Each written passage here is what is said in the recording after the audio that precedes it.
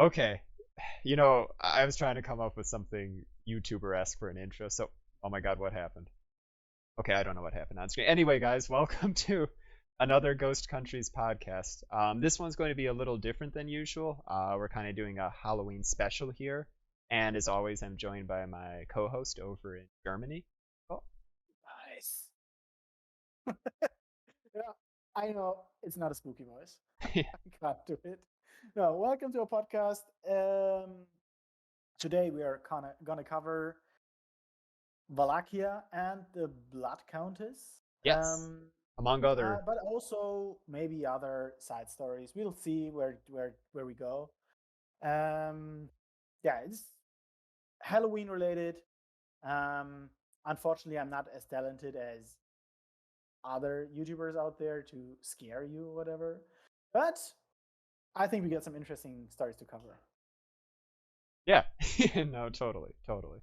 So We have a ghost in the chat, so yeah, no, we're already, I don't know, quarter of the way there. But no, yeah. Okay, so let's start out with this. Wallachia. Obviously, I mean, I think it was a very interesting ghost country to cover because, in many ways it's gone, but its legacy, kind of akin to the Polish-Lithuanian Commonwealth, while it is not there anymore, it still exerts, it kind of punches above its weight. It's definitely a country that has an ongoing legacy in not only Romania, but I think you could argue there's still, um, a presence even in Hungary and just that part of Europe in general. yeah, definitely. I mean, the reason why actually I thought Wallachia, Walla, that country there. Yeah, just on that note, I mean, in English, it looks like it's spelled Wallachia, but at least according to what I found online, most people, or Romanians, I should say, pronounce it as like Wallachia. If I'm wrong with that, I'm sorry. We're trying the best we can with a bunch of languages we're not entirely familiar with. I mean, And don't forget, criticism is always yeah, yeah. welcome. I mean, positive comments would be nice too, but yeah, criticism. No, the other day we were just talking. Actually, oops. But Sorry, sorry. There was the ambulance in the background. I hope you didn't hear it. off Yeah. to a great start so far. But no, let's keep going. Keep the ball moving. No. What was it? What was I saying? Criticism. Oh yeah, criticism is always welcome.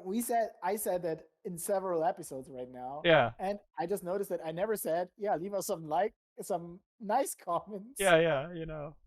So basically, we just got like criticism in the comments, and almost never. Oh yeah, that's a good episode. Yeah, a I mean, little we do get them too, but yeah, positive bent wouldn't hurt every so often. No, but obviously, feel free to comment regardless. Like the videos, share the surprised if your videos. criticism is deleted or whatever. Yeah, But no, of course, I'm just kidding now. no, but so yeah, no, just going back to that, I do find it interesting how Wallachia, going with that pronunciation, basically, like I said, there's a lot of similarities with the Polish-Lithuanian Commonwealth in that it's a ghost country, but I feel compared to some of the others we've covered on the channel and maybe some of the others we'll be covering in the future, it it really does have an enduring legacy. It's not, I mean, it's gone, but it's not gone in a sense of the word. Yeah, I mean, it's very interesting because, to be honest, before we did Wallachia, I was confusing Wallachia with Transylvania. Hmm. Um, and actually, just like after starting to do the research of it, I was like, oh, that's actually two different places. Because I always thought that belonged together. I always thought that Wallachia was a part of Transylvania. Um, but as it turns out, that was actually the boundary before between Hungary and well, I mean, if you it depended if Hungary at that time, I mean, if Wallachia at that time belonged to Hungary or independent or the Ottomans, but it was for a very long time a boundary actually, Yeah. and that was very interesting for me to see. Um, Also, I've been to Transylvania once. as for a student exchange when I was 11 years old, I think. Hmm. Um, but that makes it actually even more embarrassing that I didn't know that.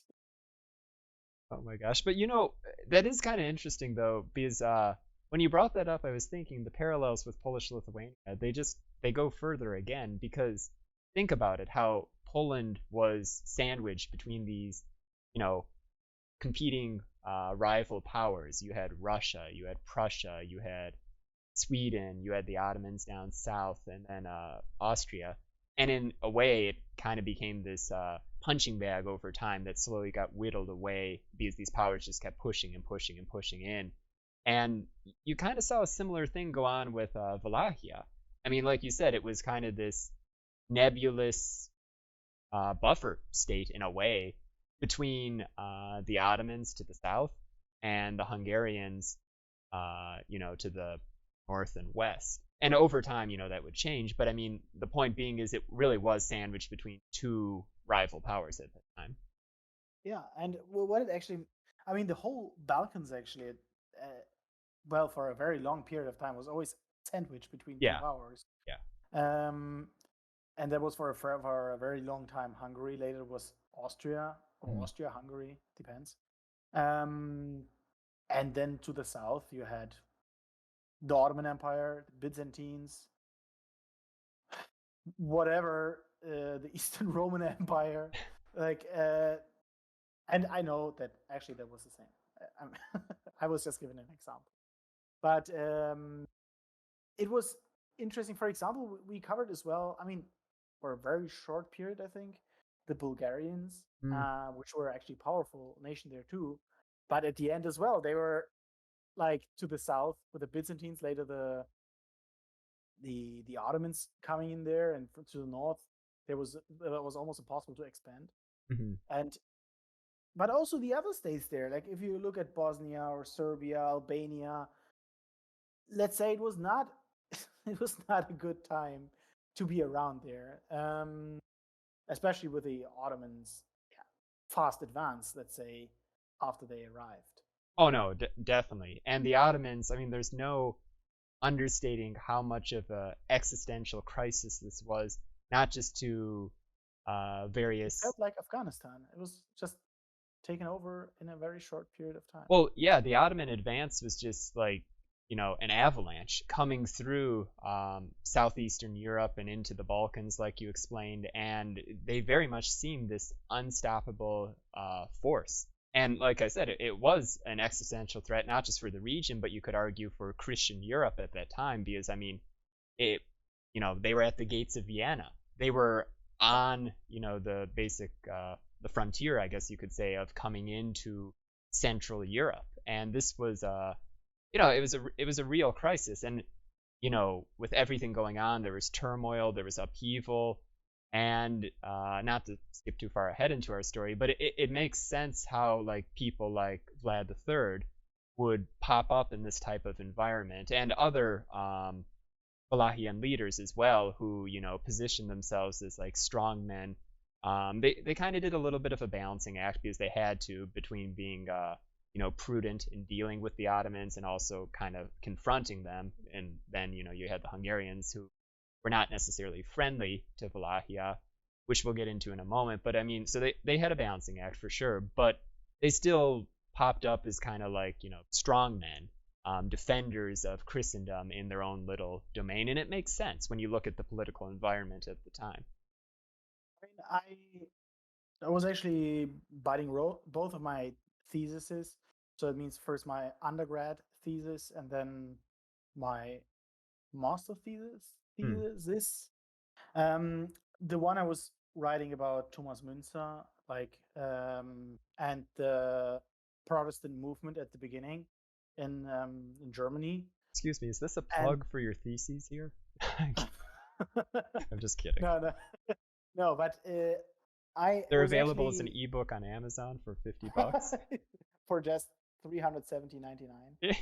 Uh, looking at, I mean, guys, if you never did, check out some of the books for research. Like, it's incredible how expensive they are. It's Mhm. like sometimes you see books around for $1,500, and you're like, who buys that?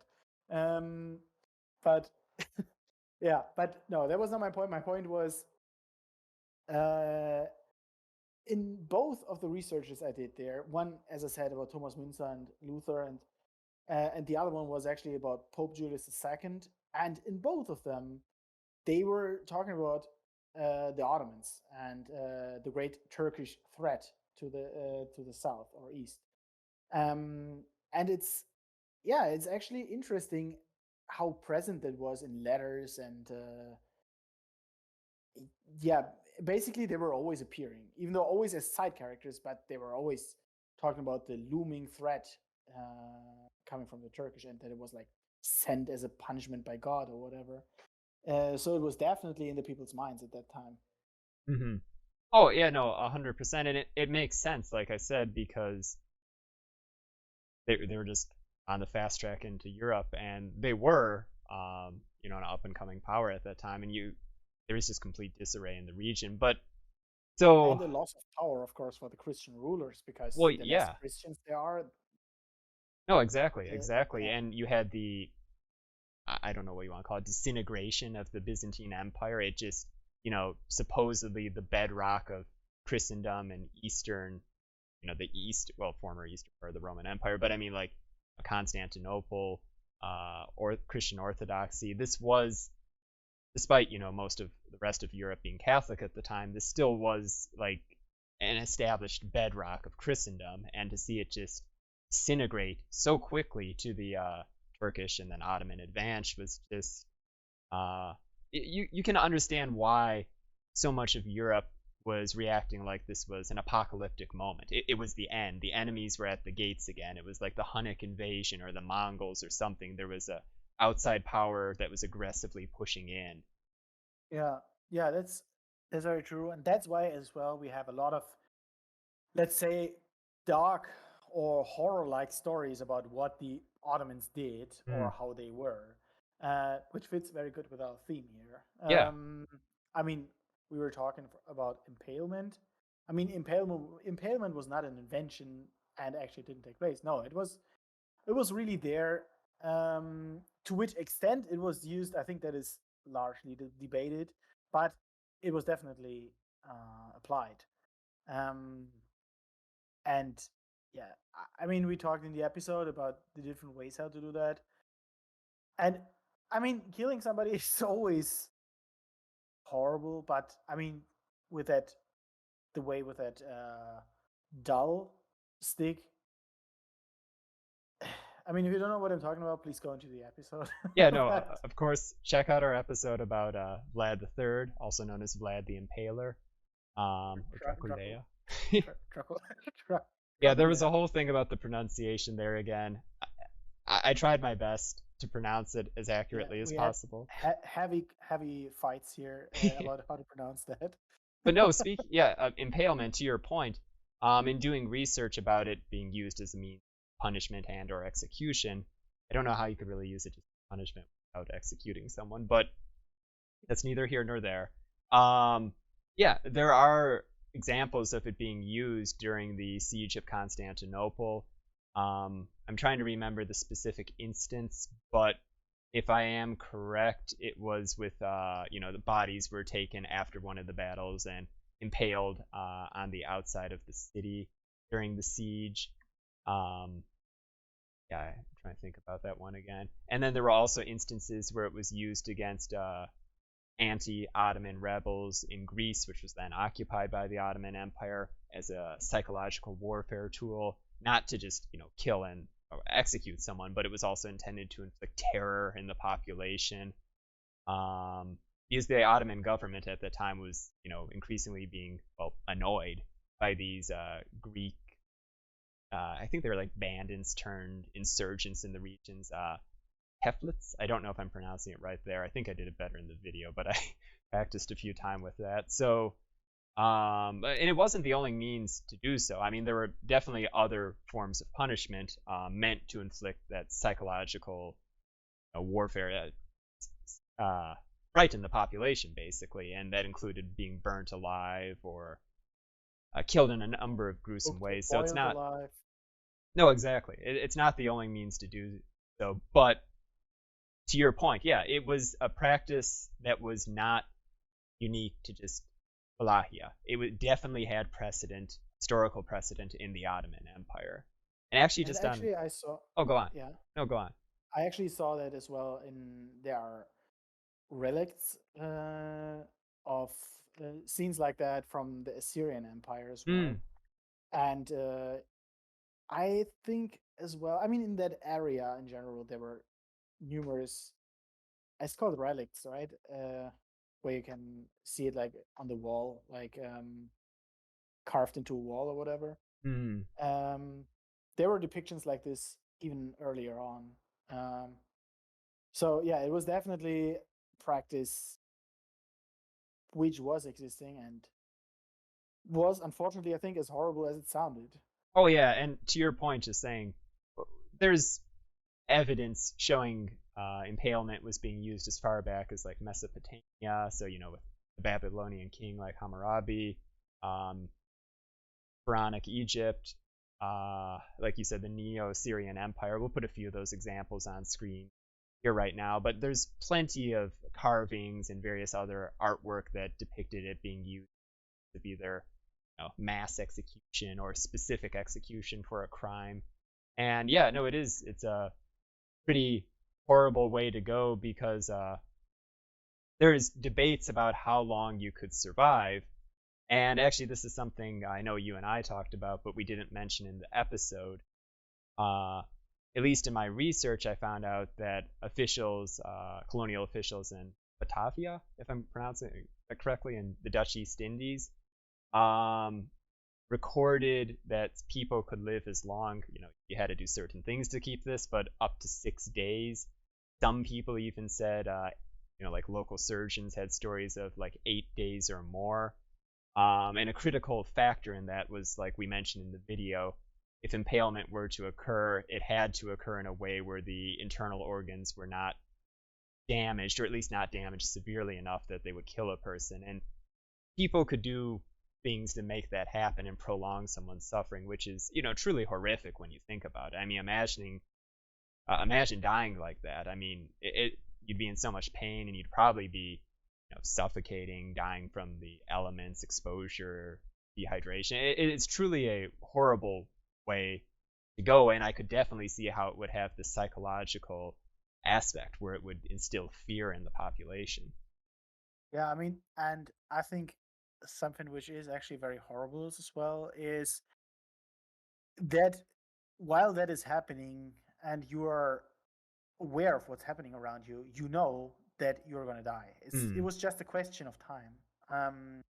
Once once that process was starting, and I don't want to imagine how horrible it actually is to know, okay, the process was started. I will die. The question is just how long it's going to take. Hmm.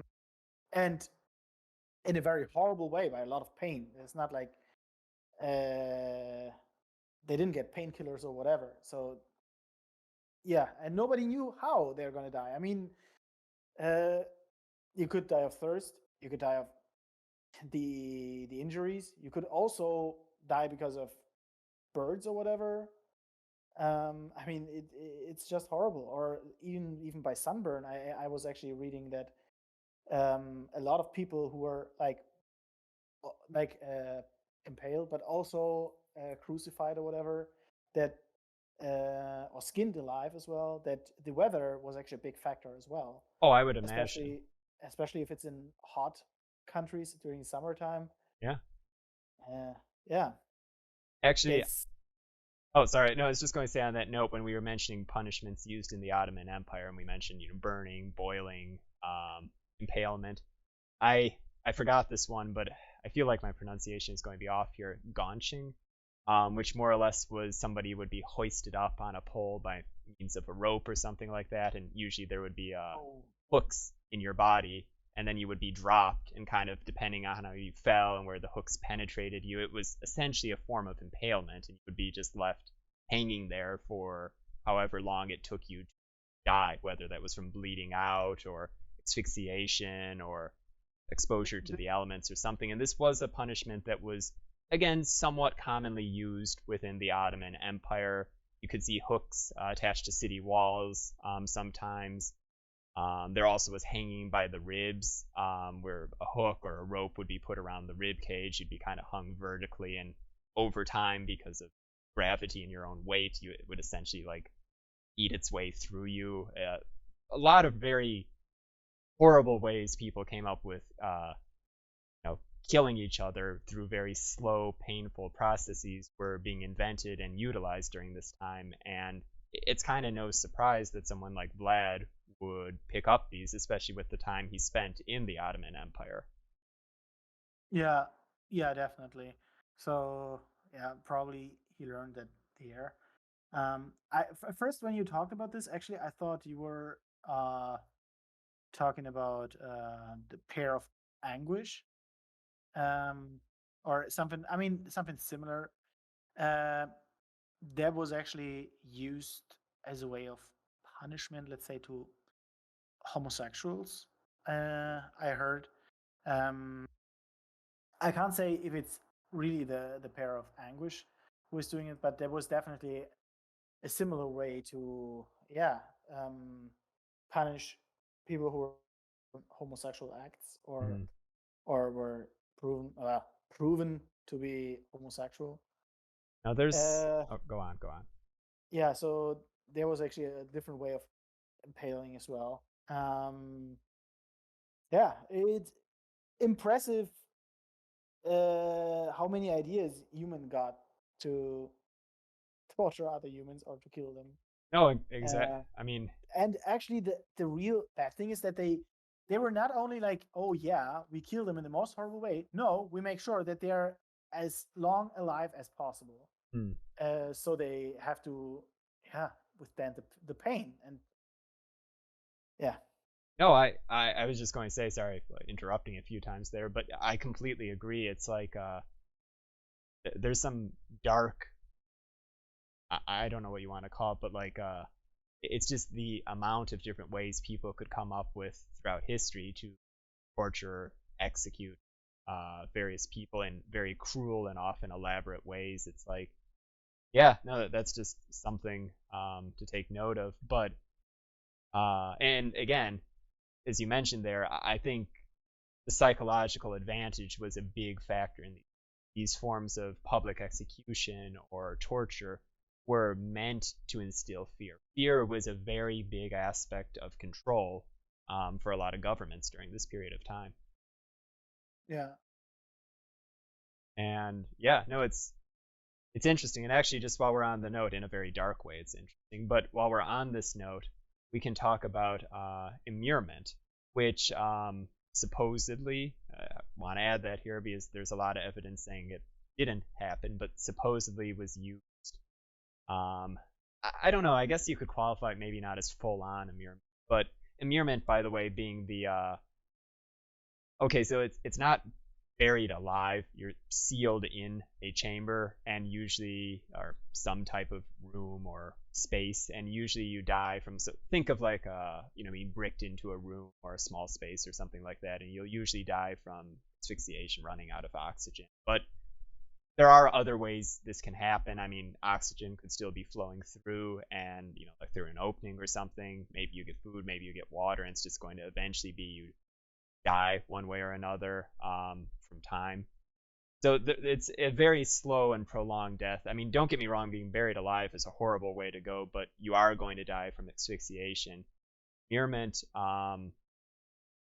doesn't always carry that. Sometimes it does, depending on how it's done, but other times you might just slowly, die from dehydration or starvation versus dying from suffocation or something like that. And the point I'm trying to get to actually, is in I'm the not sure episode. if that's sorry. Oh no, go on.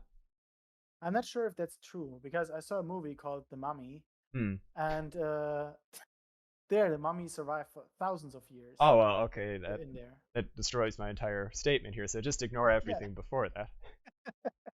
Okay, no, go on, go on. No, no. What was I going to say? Oh, okay. So I wanted to be clear here. Like, you can suffocate in immurement, but the main distinction from being buried alive is usually, air is still flowing in, so you will die more a prolonged death from like thirst or starvation or something like that. Although asphyxiation is a possibility depending on like size and positioning and other factors. But anyway, the point I was trying to get on to is the so-called Blood Countess or Countess Dracula, Elizabeth Bathory, who we discussed as well. She supposedly was, I don't know if you would call it really immurement.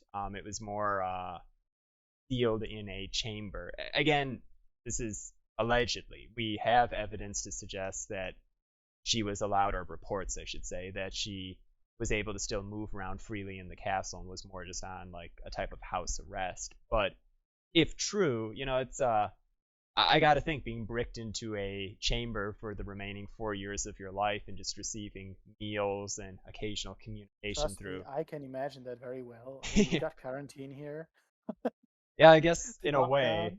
but you know, you didn't. It's got to be a psychological thing to just be stuck in there all the time. Wait. Maybe okay, it's a conspiracy, but we know that Elizabeth Bathory was as well. I mean, later she was called Lady Dracula. Hmm. Or Countess Dracula, but yeah, Maybe she was a vampire, and that's why she was forced to quarantine at home so the disease doesn't spread. sounds like we've got a Plague Inc. situation. Okay, I mean, call me crazy, but it's a possibility. No, of course, I was kidding here. I think that was pretty clear. But I do want to bring it up on that note. Do you think she was innocent? Or what do you think? Because it is hard the more we dug into this one. Like, it does seem like there was a lot of exaggeration, and it is weird that so much of her sentence, and I'm not trying to excuse anything here because I'll just be upfront about this. I do think she was responsible for the deaths of quite a number of people, and I do think she was a serial killer, based on the evidence that's available. But there are certain things, that kind of lead to that. Well, was she innocent? Or, you know, when you have witnesses confessing under torture, when you have so much of the testimony being hearsay. Oh, I heard Servant A say this to Servant B about Servant C helping her do this. It's like, it, there is a lot of, did it happen? And then, of course, over time, Yeah, the tale became more and more exaggerated. So it's just like, what is fact and what is fiction? And I do yeah. want to state it again. We do have some very compelling evidence saying she did do some of these crimes, but it's just what is true, what isn't. Yeah, the question is to which amount? Hmm. Because I am also pretty sure that she was a serial killer, but I mean it's actually very weird because I was hearing about Elizabeth Bathory before, and sorry for all you Hungarians out there, probably the pronunciation is not 100% correct. Hmm. Um, Yeah, but yeah, like there were a lot of evidence that she was guilty. I mean, and as we as well said in the episode, the nobility they didn't have to make up a lot of witnesses or whatever or physical evidence or whatever because in general it was when the nobility wanted to get rid of you, they got rid of you. hmm, So there was actually no need to fake like a huge process or whatever, a huge trial or whatever, because mostly it went into their favor too. So I think there were some proofs, and but I mean the numbers went from what was the lowest 31 victims yeah, to yeah, 800 whatever. yeah. I think we're talking like 30 to maybe like 80 or something like that, and then yeah, like you said, the numbers went into the almost 1,000 basically. Yeah, it's very weird. So I think she killed some people, but I don't know to which. I mean, killing at the end is killing, but I don't know if the stories about how she killed people were true. And there is some evidence that actually her husband, Naroshti, um, liked to torture people as well. Sure. Um, and to be honest, I'm actually pretty sure that there were a lot of noblemen or noble women at that time who could do things which just normal people couldn't because, yeah, they were the upper class basically. It was, yeah, they were the 1%. No, Well, it's kind of like, what was that movie? I'm blanking on it. Not Hostel. Was it Hostel? Maybe it was Hostel, where the rich people paid to like kidnap and kill someone in Europe. If rock. I don't remember, but no, to your point, yeah. And I That's feel why I like I never should went read. into hostels in Prague. But no, no, no. I mean, it was a movie, a horror movie. But anyway, the point I was trying to get to was, yeah, no, to your point. Um, yeah, the nobles were a class to their own. And I was going to say that's what makes determining what did and didn't happen here even more harder because let's be honest, like when certain people from lower classes went missing, and especially if it was in connection to a powerful noblewoman like Elizabeth Bathory, I mean, I hate to say it, but like people are going to ignore it. They're just not going to care, or they're not going to follow through with these allegations because they're not going to want to besmirch someone like her and get on the bad side of them. So it's she, like I said, this in many ways follows the pattern of modern serial killers who target, you know, sex workers or people they think are, for lack of a better word, vulnerable or will be ignored if they go missing. And it's a very, very dark thing, but it is a way a lot of serial killers operate. They choose, I guess you could say, like vulnerable people who they don't think law enforcement or others will really notice. They go missing or are harmed or whatever. They'll write it off even if they find the body or something. Yeah, yeah, indeed, very. I mean, unfair. Yeah, no, it No, is unfair, but it's a, you have to look at it when you're looking at someone like Elizabeth Bathory. It's like, did she, if she operated under these same principles, how many people would vanish and simply be written off or something? wasn't it like I'm not entirely sure right now, so take it with a grain of salt. Um, but wasn't it as well that the first people who were actually um telling about her crimes never went into the castle? I don't There remember. was a story like this, but I don't know if we brought it into the episode or whatever. But there was definitely like some allegations that some actually never even entered the castle, Hmm. and these were the first people to be trialed, um, which of course made it very weird, and would definitely like mean that probably it was an exaggeration. But as I said before, I do think she was guilty to a certain extent. Oh, sure, I would Um, agree based on and the evidence. to how much extent I can't say, and I don't want to get into like you know accusations in here because uh, the problem is always, I mean, the source is material what we have, and like for example, during these periods of times you didn't have a lot of sources which could operate, let's say, freely and independently.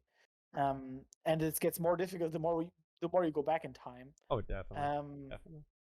and yeah, and I mean the fact that Báthory and Habsburg were basically rivals makes it even more suspicious. Yeah, no, it does. Um, There's so many layers to this. yeah. Oh, and actually, the Báthory family. Now that we're talking about this, you know, we the Báthory were also covered in Wallachia, Hmm. and it was crazy at the beginning when you were trying to find some information about Stephen Bathory. You're like, okay, let me just check, and then you find Stephen the First Bathory, Stephen the Second, and then it goes up to Stephen the Eighth, and you're like, okay, wait a second, who are you? and uh, and then it's even more difficult if you try to find like video material or pictures or whatever, because if you enter Stephen the Fifth Battery or whatever, the main things what he sees is Stephen Battery. So you can never be sure. Wait, is that my Stephen Bathory? Um, yeah, so that was really a lot of pain here. But the Bathories were actually, for a pretty long time, pretty influential in the area. Oh no, definitely. And I mean, until Elizabeth Bathory. And after that, it was basically done. yeah, no, that's true. And I actually did want to mention this very quickly because I came across other noblewoman while I was doing research on the Elizabeth Bathory episode. And again, just saying this, guys, let us know. Do you want to see more ghost biographies? I'm sure we will have already asked this to you, but let us know. Did you like the video? Because there's plenty of other people throughout history, not just serial killers, but people we can cover in general. But one other person I wanted to mention, excuse me, there, bumped my mic, who's been compared to Elizabeth Bathory, and I am going to butcher the pronunciation 100% here, but was like Darya Soltikova, if I'm correct. She was a Russian noblewoman in the mid 1700s up into the early 1800s, and she, very much like Elizabeth Bathory, inherited her after her husband's death. She inherited his estate and came to have a lot of money, a lot of power, a lot of influence, and she is known to have supposedly very sadistically tortured and killed many of her serfs, again mostly females, and that's why she's kind of got this connection with Elizabeth Bathory. So I just thought I'd mention that. Yeah. No, it's I don't know. There is so much material for people who are kind of forgotten. Oh yeah, and I mean, like, case in point, the Russian noble lady I mentioned. Again, just saying it, she killed somewhere between 26 to 138 people, so she may have been a very prolific serial killer in her own right. And I will admit, I don't recall ever hearing anything about her until I came across this. Now, maybe I did and I just forgot, but like you were saying there's so many people, again, not just serial killers, but so many people throughout history who, their story, probably should be told in one way or another. Yeah, definitely. So, I mean, I think we can say that like that. We actually got 2 other episodes already done, ghost biographies. But we don't know if we will publish those, because it depends really a lot if you guys like to see it or not. If we see that this episode doesn't perform well, or you guys don't like it or whatever, then probably won't post it. At least not immediately. I mean, things might be staggered. Yeah, exactly. So, yeah, really important to let us know if you liked it. Yeah, no, we're always trying to get feedback from you guys, because being honest here, sometimes the algorithm, doesn't reward if a video underperforms, and as, a smaller channel, we're trying to grow and stuff like that. So, it's important to see, is this content you guys like? I mean, obviously we have fun doing it, and we'll continue to tell stories we're interested in it as well on the channel, ghost countries being the mainstay of the channel, obviously. But, these little side series, ghost geography, ghost biography, ghost battles or events, it's still kind of a working title, but from time to time, and of course the flag stuff, these will pop up, but sometimes you might see them recede, sometimes they might come back. It all depends on reception and what the audience, most importantly, our subscribers want.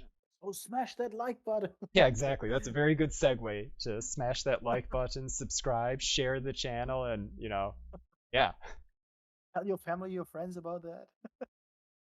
No, I mean, yeah, support is welcome, but of course we don't want to be like these annoying people who are just always exaggerating. No, exactly. So I don't know what else I was going to say here. Now, I mean, I know we've moved on from Wallachia, but I did kind of want to mention I don't remember how to say the guy's name. Mircea. Oh yeah.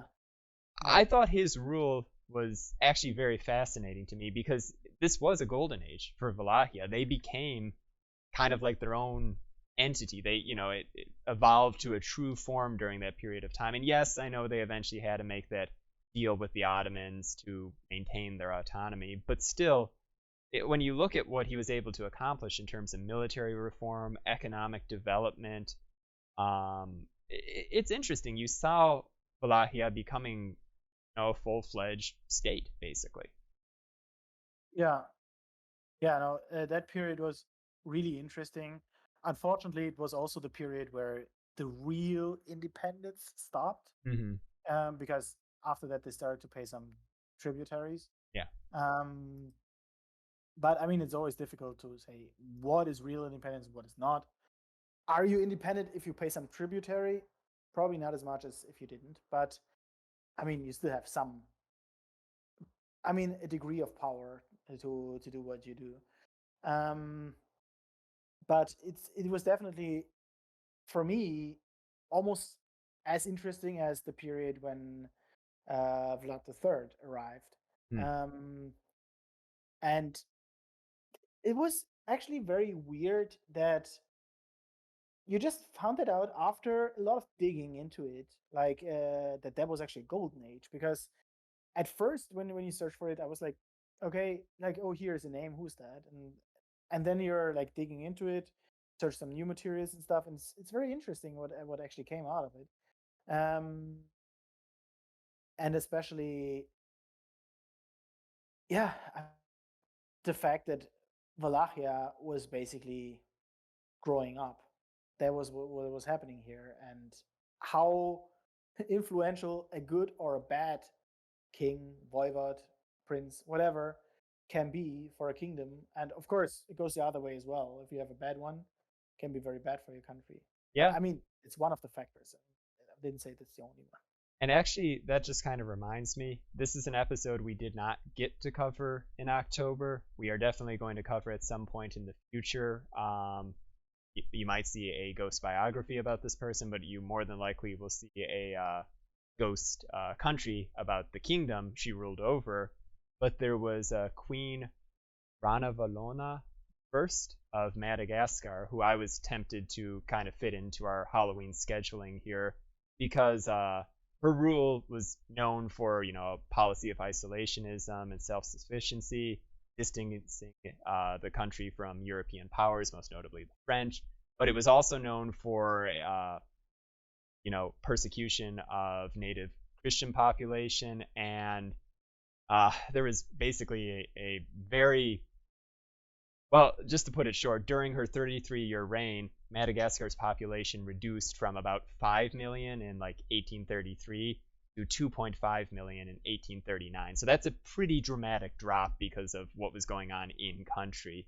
And, there's stories of when like the French arrived on the shores to find skulls and the bodies of people on poles and crucified and stuff. So it was definitely a very bloody reign, and she does sometimes get the nickname like the Bloody Queen, the Blood Queen, among others.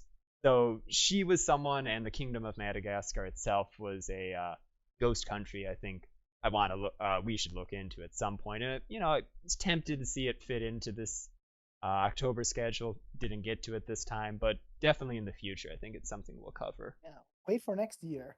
Well, maybe even before then, but who knows? Yeah, no, it's definitely. I mean, you are talking about that queen actually for a longer period of time, and I agree.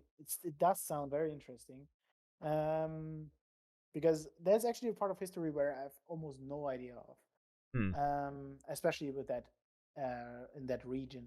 Oh, sure. Um, yeah, so I think that's definitely something we will cover sooner or later. And And don't worry, guys, it's not necessarily going to be next Halloween. yeah. But anyway, on that note, we hope you guys enjoyed the. Well, I think. Do you have anything else to say, really? Or wrap it up? Um, no, I hope you had fun with our podcast. Yeah, It was a little darker atmosphere today because we talked about not so pleasant things. that's true. But yeah, I mean, we wish you a happy Halloween. Um, and I hope you enjoyed the podcast. Yeah, happy Halloween from us at Ghost Countries, and you know, again, just putting the plug in here. Feel free to comment, like, subscribe, share the channel. Um, we really appreciate your feedback, so let us know what you think of, Halloween programming, I guess you could say, the episodes we put out for Halloween. As always, if you have anything you want to see covered, let us know. We really appreciate the feedback and try to work that in. And, happy Halloween.